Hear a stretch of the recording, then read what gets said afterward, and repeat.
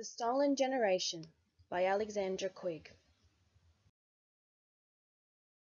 The Stolen Generation is an Australian historical fact that occurred between 1910 and 1970. During this time, Indigenous children were legally removed from their families and communities. In some homes, 1 in 3 children were taken. Some reports of the Stolen Generation even date back to the early 1880s.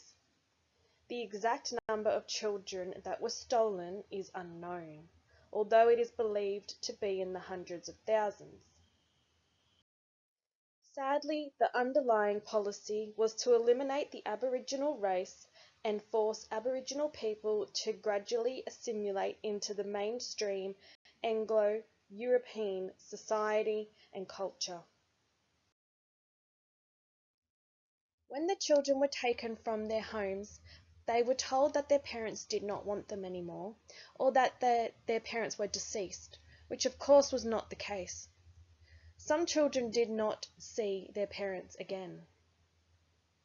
A lot of children were put on trains, and often siblings were separated, and some did not see each other again for another 40 years.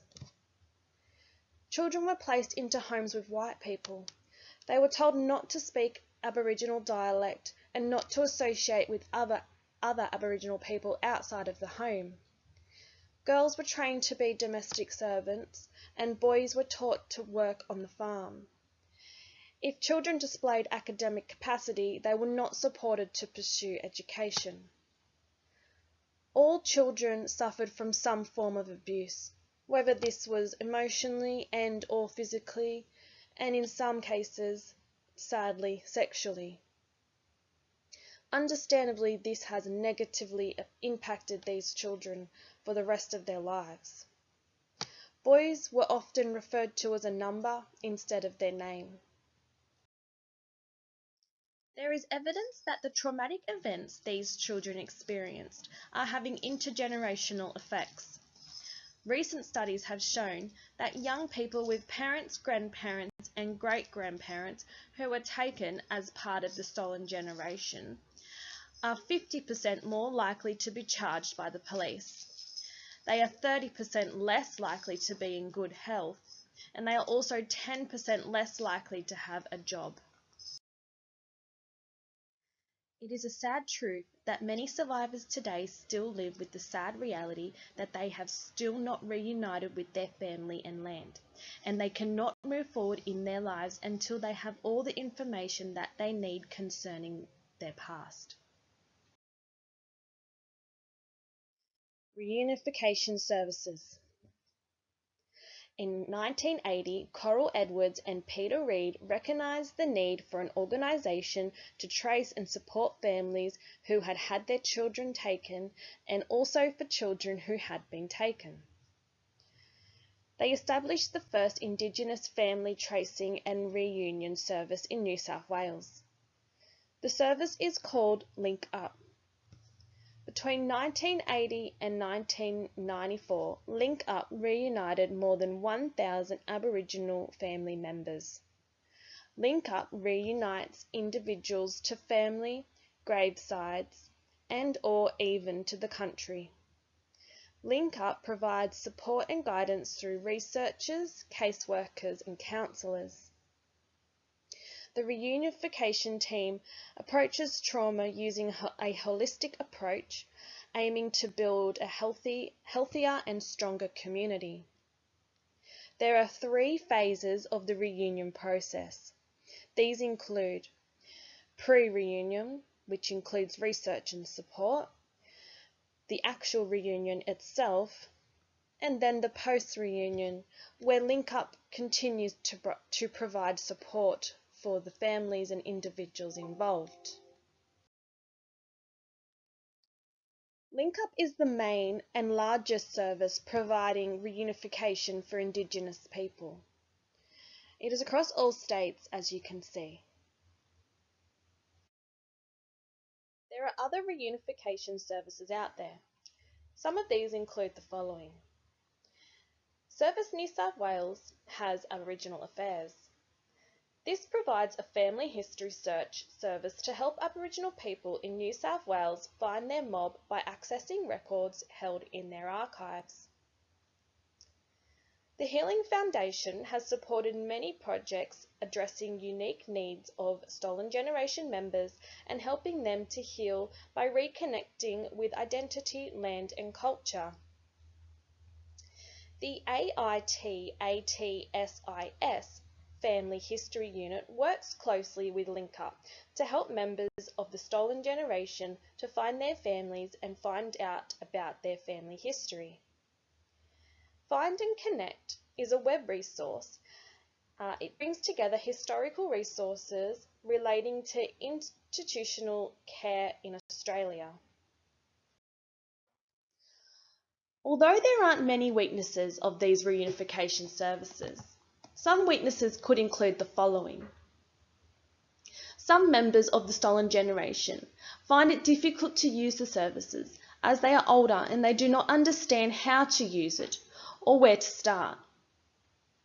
Some members of the Stolen Generation don't know where to start looking as their culture and identification has been lost for too long. For some of these reunification services, there aren't enough resources for the amount of people trying to use the services. National Sorry Day is held on May the 26th every year. It was first held in 1998, 1 year after the Bringing Them Home report was released. It is a day that Australia comes together to remember and acknowledge the mistreatment of Aboriginal and Torres Strait Islander people who were forcibly removed from their families and communities, which we now know as the Stolen Generations. National Sorry Day is a day to acknowledge the strength of Stolen Generation survivors and reflect on how we can all share in the healing process. Although it is a good thing that the Australian government recognises and apologises for their wrongdoing, some argue that it is too little too late, which I strongly agree with. Another negative is that it is only one day of the year. Personally, I feel as though it needs to be something that is ongoing and definitely not just one day a year. Another big negative is that a lot of people do not believe that the government means when they say sorry. They believe that a lot of children are still being taken, and they believe that sorry means you don't do it again. The New South Wales government commenced providing compensation in July 2017.